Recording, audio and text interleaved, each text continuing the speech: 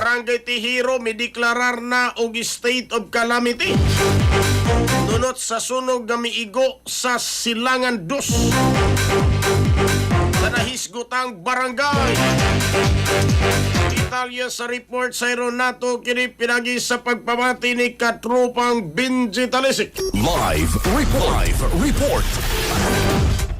Dagang sila pa Jerry kita Rafael kinabuhi adaw nga Martes sa Mayo 20 2026 o 2026 napatawag o emergency session nga doon sa iyang mga konsyonal si Hero Bangay Kapatid Harold Sedo o Nauliman kini nga magbigay na sila og state of calamity.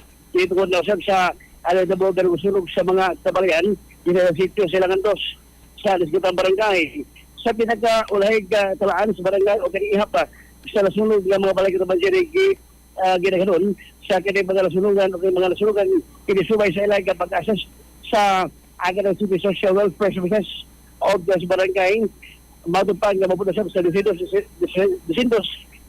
ka mga pamilya ang apektado sa 245 ka mga tao ang nawal og panimay samtang mapunta sa 23 ka mga balay ang naog family ang nabagan sa Kedubukan tunay 111 ka mga balay ang nasunog bago disino nga sa ilang pagdiklara og state of calamity magawas ang barangay o kwarta 5% ang kuhaon nga gahin sa barangay nga gigayagwarta gikan sa barangay total ana sa 90 pesos ang ilan nga mapagawas sa kwarta gikan sa pamilya ng barangay yan ko sino nga digdig ikasarang sa nga pagtiraghana ang pamilya nga aplikado sa mausunog community kailan na para sa nga pasigaon pasigaon nila ang maog kung ilang pasiguon nila ang mga kwarta na din pabalit lang ng mga hygiene kit naman tubig sa mga pamilya ang ilang nga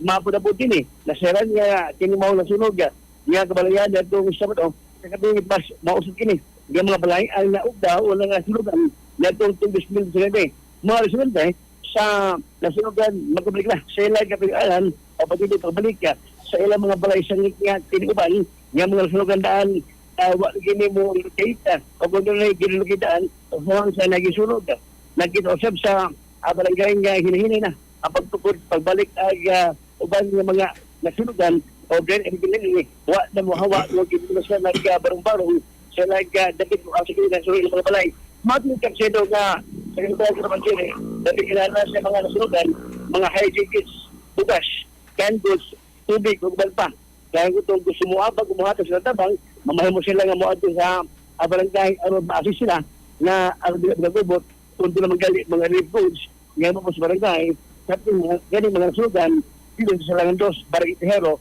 ni atong Dakbayan sa Subo. O doon manaon ang pangayag ni Kapitan Harold Seno. Gayon ni og emergency meeting no nagpatawag ko sa council kay about sa sunog sa ako ang nitabo atong Saturday sa sitio Silangan 2. So para makapagawas mi og ayuda no sa amoang 5% nga allocation sa ato ang budget. So bali as of pinaglayas update pilagit ang total numbers of balay nga sunog unya numbers of families ang apektado og individual. Ang number of families is 218 families na 945 individuals. Balay is 90. Gayon ni og emergency meeting no nagpatawag ko sa council kay about sa sunog sa ako ang nitabo atong Saturday sa sitio Silangan 2. So para makapagawas mi og ayuda no sa amoang 5% nga allocation sa ato ang budget. So bali as of pinaglayas update pilagit ang total numbers of balay nga sunog unya numbers of families ang apektado og individual.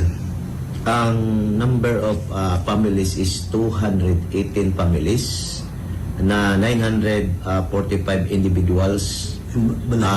Balay is 90. Gayon ni og emergency meeting no nagpatawag ko sa council kay about sa sunog sa ako ang nitabo atong Saturday sa sitio Silangan. Amo hayag ni Tehero Bagate na harun siya no, sa Bargadero itong takbayan sa Sugbo. So ito pa kalimod siya pa sa mga pasalunay sa Santon Herbal Oil. Magandang kini.